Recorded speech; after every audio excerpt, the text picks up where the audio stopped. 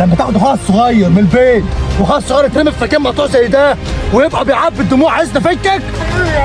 مين اللي عمل فيك كده؟ عبد الرحمن. الرحمن اللي ربطك كده؟ لو انت بتخاف ما تتفرجش على الفيديو ده، وقبل ما تبدا الفيديو ما تنساش تدوس لايك عشان بيساعد في انتشار الفيديو، واشترك في القناه وفعل زر الجرس عشان تتابع كل الاحداث الجايه. السلام عليكم يا جماعه، عاملين ايه؟ طب يا جدعان في البدايه يا ريت ما حدش يقدم ولا لحظه في الفيديو ده، عشان خاطر حرفيا رده الفعل اللي المفروض هتطلع مني انا بعد كده ما حدش يبدا ان هو يقول لي يا باكر انت بتغلط او يا باكر انت غلطان. اللي حصل منهم دلوقتي واللي المفروض بيحصل منهم الفتره ديت حرفيا ما يرضيش بني ادم. اللي حصل ما بيننا انا وعبد الرحمن تلقائي في البدايه، لان هو ما وضحش ليكم الامور كلها. احنا كنا واخدين الموضوع كله هزار لا فقط ولا غير، يعني ما كناش بنتكلم معاه في اي حاجه، كنت بهزر معاه وكنت طالب منه فلوس في فيديو نزل على القناه الثانيه. هبقى اسيبه لكم برضك يا جدعان تحت في الكومنت، في اول كومنت بروحوا اتفرجوا عليه بحيث انكم تبقوا عارفين كل حاجه. المفروض يا جدعان ان انا كنت بطلب من الرجاله فلوس بختبرهم، وعبد الرحمن لما بدات ان انا اكلمه في فلوس مع اني قصيت حاجات كتيره قوي لان انا ما كنتش عايز اطلع مظهره وحش، ولما عرف تاني يوم ان انا نزلت الفيديو ده وعرف ان انا كنت عامل مقلب هو زعل في البدايه، بس انا بدات ان انا اقول له ده هزار وضحك مفيش اي مشكله ومفيش اي حاجه. وفي نفس الوقت يا ابني انا قصيت حاجات كتيره قوي انت ما كانتش عاجبك انها تبقى موجوده في الفيديو، فانت زعلان من ايه؟ احنا دايما بنعمل مقالب في بعض زي ما انتم عارفين يا جدعان، يعني احنا بنعمل مقالب في بعض، فما تزعلش مني من رده الفعل. انا ما عملتش فيك حاجه وما اذيتكش، هو الفكره كلها انا طلبت منك فلوس فانت ما اديتهاش ليا، فانا بالتلقائي يعني انا بهزر معاك بضحك معاك وبهزر معاك اللي هو انت صاحب قليل الاصل صاحب مش عارف ايه. هو ما كانش عاجبه الموضوع من البدايه كله يا جدعان، فكره الفيديو اصلا، وكان زعلان ان انا عملت فيديو زي ده وطلعت شكل وحش قدام الناس تمام.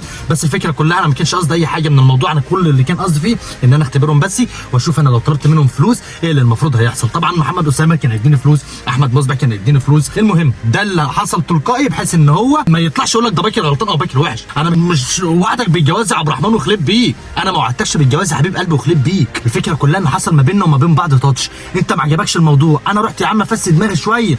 هو انا يا ابن الناس وعدك ان انا طول عمري هفضل في دارك او هفضل جنبك؟ هو انا معلش في الكلمه وعدتك بحاجه وخليت بيك؟ انا ما خليتش بيك، ما يبقاش انا شايف راحتي فين او ما يبقاش انا شايف ايه اللي المفروض يريحني او انا مش مرتاح وانا قاعد في وسطكم يا رجاله فده حاجه تعبني. لا مش كده، انت لما بيحصل يعني انت او انت اي حد بيتفرج على الفيديو لما بيحصل مشكله ما بينك وما بين حد من صحابك فانت اكيد بتتجنبه. هم بقى المفروض ان هم يحاولوا ان هم يرضوني، يعني يحاولوا ان هم نقعد ونمشي الامور ونمشي الدنيا ونهدي الدنيا، انما الرجاله لا، الرجاله ما عملناش كده. الرجاله اللي المفروض الصحاب اللي بيبان وقت الشده قبل وقت الفرح تمام. احنا في شده دلوقتي، اما الاستاذ عبد الرحمن بعت لي فيديو اتفرجوا على الفيديو ده بحيث ان انتوا برضك يا جدعان ما حدش يزعل مني من رده فعل انا كباك هعمل فيه ايه بعد اللي هو عمله ده. بص يا ابن الحلال، اخوك معايا اهو، وانا بقول لك ظرف ساعه زمن لو ما جيتش قول على اخوك يا رحمن يا رحيم. اديني فهمتك، اخوك معايا وانا بقول لك ساعه زمن تكون قدامي انا على البحريه ربطه في العشه وانا وهو بس لوحدنا، وانا بقول لك ساعه زمن لو ما لقيتكش قدامي قول على اخوك يا رحمن يا رحيم. والفيديو انا ببعته لك عشان تتفرج عليه وتشوفه كده تبقى حلو كده وانت مبسوط وانت بتشوفه. انا لسه عامل فيك ايه؟ لسه ضربه وهكسر لك عظمه لو ما جيتش دلوقتي. اقفل يا عمر وابعت له الفيديو ده بقى. عايزين بقى انا كواحد اشوف اخويا مخطوف ومتربط بالشكل اللي انتوا شفتوه دلوقتي ده واشوف التهديدات ديت واعمل ايه. المفروض ان انا لسه واصل الشرقيه دلوقتي حالا مع ان انا ما كنتش عايز انزل الشرقيه تاني علشان بس اجيب اخويا وعهد ربنا وعرش ربنا كمان مره يا عبد الرحمن لا ندمك على الحركه اللي انت عملتها. انا مش هاجي امت اخوك الصغير مع انك ليك اخ صغير، مش هاجي امت اي حد من اهلك لان اهلك ما لهمش اي علاقه باللي احنا عملناه او باللي احنا بيحصل معانا دلوقتي، انما انك انت توصل انك انت تخش على اهلي وتخطف اخويا الصغير وتربطه بالشكل والنظام اللي انتوا شايفينه دلوقتي ده، فانا من حقي يا جدعان مع كامل احترامي ليكم اللي هيزعل مني يزعل واللي مش هيزعل ما يزعلش. انت لو ترضى ان اخوك الصغير يتعمل فيه كده وانت تقعد وتقول عشان اخويا وعشان صاحبي وعشان عشره العمر يبقى انت بني ادم ماليش في الكلمه معلش في الكلمه ما عندكش كرامه. انا واحد يا جدعان مع كامل احترامي ليكم، انا واحد ما بحبش يبقى في مشاكل ما بينه وما بين اي حد من صحابي تتدخل في اهليه. انا ما جيتش شميت اهلك وما رحتش شميت اخوك الصغير، تروح انت تخطف اخويا الصغير وتربطه بالشكل والمنظر ده. عايز اجي اقول لك ايه؟ اقول لك معلش يا عم عبد الرحمن حقك عليا وحياك وعرش ربنا يا عبد الرحمن لندمك على الحركه اللي انت عملتها ديت وهتاكل علقه النهارده مكان احمر في مطلع. انا دلوقتي المفروض ان انا كلمت حد ده اللي جه في وشي عشان خاطر مش عايز اقابله في وش الوش، عشان لو قابلته الوش الوش يا هو يعورني انا هعوره. انا كلمت حد، الواحد ده هيربط عبد الرحمن وهيخطفه من المكان اللي هو فيه وهيوديه ليا في الحته المعينه اللي انا متفق معاه عليها، واول ما عبد الرحمن هيوصل هناك ويجي له مكالمه التليفون من الراجل ده ان عبد الرحمن متربط وموجود هناك هيجي لك ارنك حته دين علقه. بس الاول اجيب اخويا الصغير وارجعه البيت واطمن ان هو كويس وطارم اللي ما بينه وما بينك وعرش ربنا ما هسيبه. طب يا جدعان الراجل اللي انا كنت مكلفه بالمهمه ان هو يجيب لي مكان عبد الرحمن ويحاول ان هو يجيب عبد الرحمن ويربطه، المفروض ان هو بيرن عليا دلوقتي. رن اصلا مره قبل كده، فتحت انا التصوير رن مره قبل كده ودلوقتي بدا ان هو يرن تاني. الو شكله معاش رصيد، استنى ارن عليه انا. الو الو الو يا سيدي الناس، حبيبي معاك يا غالي. حبيبي سامعك. المصلحه ديت كله تمام يا باشا، والواد اللي كان خاطفه في نفس المكان زي ما قلت لك. وعبد الرحمن معاك؟ كله تمام يا باشا، عبد الرحمن في المكان اللي انت قلت عليه زي ما طلبت بالظبط. تمام يا سيدي الناس، الف شكر يا غالي. بالنسبه بقى بالفلوس، يا باشا الفلوس اديني ساعه زمن بس خلص المشكله اللي معايا دي واعديها عليك. حاضر تمام ماشي، استنى منك كلمه تقول لي على مكان الفلوس او انا احدد لك مكانك. ماشي يا غالي، ماشي يا سيدي الناس، تحت امرك.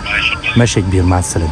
هبدا دلوقتي ان احنا نتحرك على المكان، اطمن بس على اخويا، وحسابي ما بينه وما بينك يا عم عبد الرحمن لسه متاح. زي ما انت عايزها تكبر يا سيدي الناس انا هكبرها لك تماما.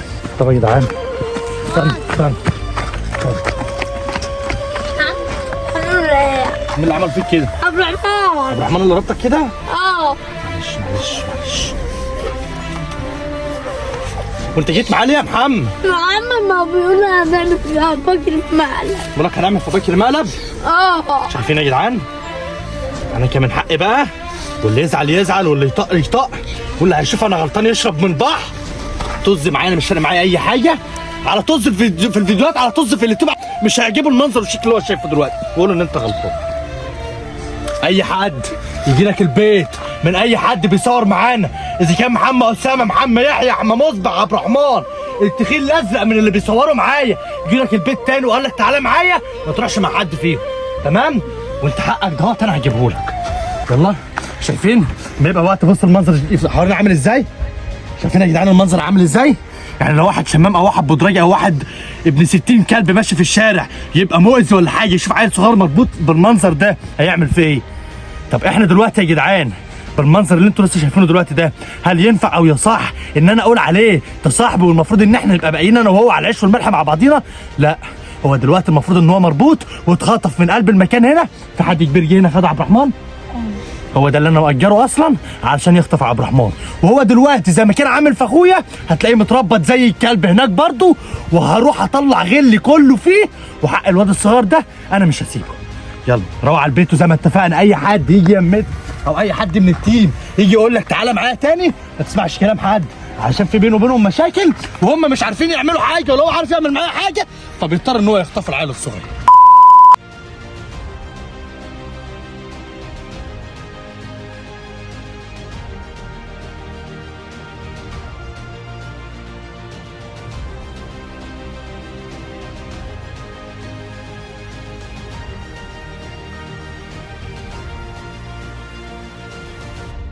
ايه مش عارف تفكي نفسك؟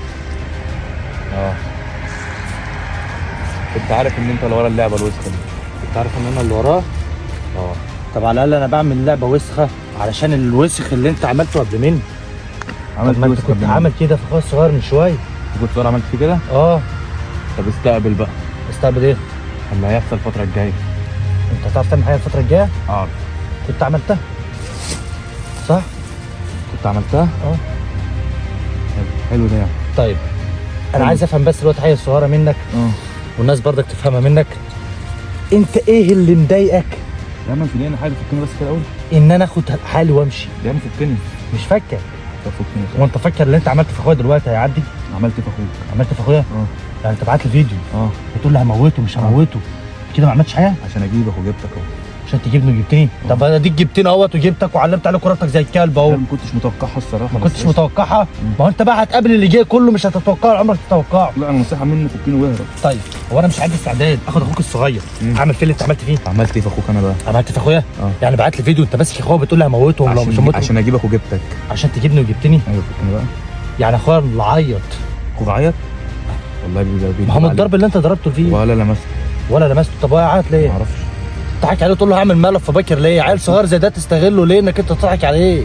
عشان اجيبك وجبتك اهو. طب ما انت عايز تجيبني جيبني، انما اما يبقى انا ماليش مزاج ان انا اقابلك، ماليش مزاج، خفت تيجي. ماليش كيف. مش انت يا ابني اللي زعلت يا ابني من الفيديو؟ مش انت اللي زعلت؟ مش فاكك، انا مش هفكك، انا مش هفكك. وانت مش زعلت ان انا عملت فيديو وطلبت منك فلوس فانت زعلت ان انا صورت الفيديو ونزلته؟ طب ماشي يا عم قول لي يا عم انا زعلت وخلاص، انما تعمل نوش وتعمل مشاكل وتسمع الناس اللي كانت قاعده حوالينا بينا وتفضل تهلفط وتفضل تشتم. عايز نعمل لك ايه؟ عايز ناخدك بالحضن واقول لك انا اسف؟ لا فك انت. فك طيب ونشوف الموضوع ده. مش فاكك. حلو حلو. احمد ربنا ان اللي جابك، احمد ربنا ان اللي جابك. احمد ربنا ان اللي جابك. اعمل اللقطات دي احمد كلها. ربنا ان اللي ما جابك رضيتش ابدا. ما علمش عليك ولا خبطك خبطه. أنا لا عارف. كان في ايده يخبطك خبطه يجيب ما اجلك خالص، اتخذت بس من انا اللي ما المكان، رضيتش. انا عارف ان انت اللي جاي، وانا عارف ان انت جاي، عشان كده انا معاك اهو. طيب بص على النبي، ما رضيتش اهرب، انا معاك صلى على اهو. النبي قدام بس الناس اهوت يا جدعان، برضك بحس ان انتوا تبقوا شاهدين عليا. انا مش هكلمك ومش هعمل لك حاجه، تمام؟ مالكش دعوه باهلي يا عم عبد الرحمن، بعد اذنك. مع انا ما الكاميرا جيتش جنب اهلك. خليك والله. صاين العيش والملح صاين اللي ما وما بيني وما تقلقش. بينك للاخر. طيب. لو مش هنبقى اخوات على السوشيال ميديا. طب انت تمام. كده انت كده سايب العيش والملح. طيب هو انا اللي ربطتك؟ واللي ربطك يبقى يجي يفكك، يبقى انا مش هفكك. صح؟ هو انا ربطتك؟ لا ما ربطتش. لما اربطك يبقى انت من حقك انك انت تزعل، بس تعرف، انما انا دلوقتي انا اللي من حقي ان انا ازعل، لانك انت خدت اخويا وربطته، واخويا كان مرمي في مكان حرفيا اوسخ من المكان اللي انت قاعد فيه دلوقتي ده. انا كنت جنب اخوك وربطه برضاه وما عملتلوش حاجه. فكني بقى عشان اشوف الموضوع ده يقص عليا. انت عايز يا ماما؟ مش عاوز حاجه يا عم، فكني بقى. انت عايز ايه يا يعني؟ خلاص كنت عايز، بس دلوقتي خلصت. فكني بقى. مش فاكرك يا عم، وهي خلصانه من بدري اصلا. مش فاكر كمان، فك نفسك. ماشي. بس على فكره الحركه اللي انت عملتها في اخويا مش هعديها لك ولا هفوتها لك. برضه يقول لك خلاص. الدموع اللي نزلت من عين محمد اخويا الصغير يا مانو مش هفوتها لك، ومش هاجي متحد من اخواتك الصغيرين، او مش هاجي متحد من اهلي، تمام؟ زي ما انت ما عملت وجيت متحد من اهلي. ما تفكش نفسك غير لما انا امشي.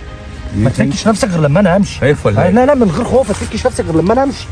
انا مش عايز يبقى في مواجهه ما بينه وما بينك، ولا يبقى في حاجه ما بينه وما بينك، تمام؟ فخليك زي الكلب كده. لا مش فاكر، مش فاكر يا عم فكني وبعد كده نشوف الموضوع ده.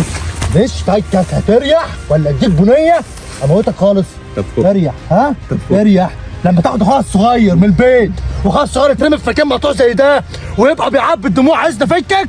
مش فاكك يا عم، مش فاكك. اريح بقى، اريح بقى، مش هبدد عليك. اريح. بضحك على الموقف اللي انت فيه ده كله، جبتك عشان اواجهك انت خطأت. والله انت لو عايزني مهاجي الواحد كلب زي حالاتك، انا جيت عشان اخويا الصغير اللي شفته مبعوث في الفيديو. طب اهدى بقى كده وقع. خبطه واحده على دماغك. تعمل خبطه واحده على دماغك هصفيك خالص. اريح. انا قاعد مستنيك. طب بقول لك اريح، خلينا نكمل الكلمتين اللي انا عايز اقولهم لك، تمام؟ علشان امشي يا ابن الناس، وانت من طريق وانا من طريق، تمام؟ ولا انت عايز ايه؟ كبر حر له عامل يناش، عمال تطلع تقول له تشرب عيش والملح، وانت عارف تشتمني ليه؟ انا عملت لك ايه عشان تشتمني؟ تصدق؟ ايوه ليه مكبر الحوار؟ لا ليه مكبر الموضوع؟ مبسوط منك. ما تاخد طريقك يا عم وانا اخد طريقي. طيب ما خلاص ما بقت كده دلوقتي، يلا فكني بقى. هبقى كده دلوقتي؟ هي المفروض كانت تبقى كده اصلا قبل ما تروح تاخد اخوها من البيت. طب فكني. مش فاكر. اهي وهي ربط. مش سهله ان انا اشيل ده كده واخبطها بقى على دماغك، اعورك وموتك فيها خالص. لو انا عايز اعمل مشاكل، انما انا مش حابب المشاكل. صح، انت كده مش حابب، انت بدات مشاكل. حصل انا انت كده بدات حوار. ماشي يا عم، مش اعتبرني بدات اعمل اللي انت عايز تعمل، تمام؟ ما تجيش متحد من اهل بيتي يا عم عبد الرحمن، تمام؟ والله ما يبقى في حوار ما بينه وما بينك، تمام؟ ما تطلعش تقول للناس ده وده وده وده عمل وده سوى وده راح وده جه، الحوار كله ملوش لازمه، تمام؟ ما تفكش نفسك غير لما انا امشي. طب ليه خايف ولا ايه؟ اخاف ليه؟ مش عايز يبقى في مواجهه ما بينه وما بينك عشان محدش يعور حد، تمام؟ ما انت لو واجهتني يا انا هعورك يا انت هتعورني. طب فكني يا عم وخلاص. يا اسطى بقول لك مش فايت انا مش فايت، تمام؟ اريح بقى. ايه ايوه كده بالشاطر، عسل محترم كده، وربي في علايا ولا مفوقك، خليك لانك انت زي الكلب اصلا. والله انا في تلك الحالتين ما فرق معايا بقى، لا عايز يزعل يزعل، عايز يطق يطق، بس انا اخويا الصغير عيط، فكان حق اخويا الصغير لازم يرجع، تمام؟ وانا ما كلمتوش ولا جيت تمته، بس هو ايه اللي حاله كده، لان هو عيل فوفي، هو حاله كده اللي هم عليه. لو انت سامعني عشان خاطر رب عملت اللي عليا، كلم الرجاله خلوهم يجوا يلحقوه، تمام؟ ماشي يا عم، يلا.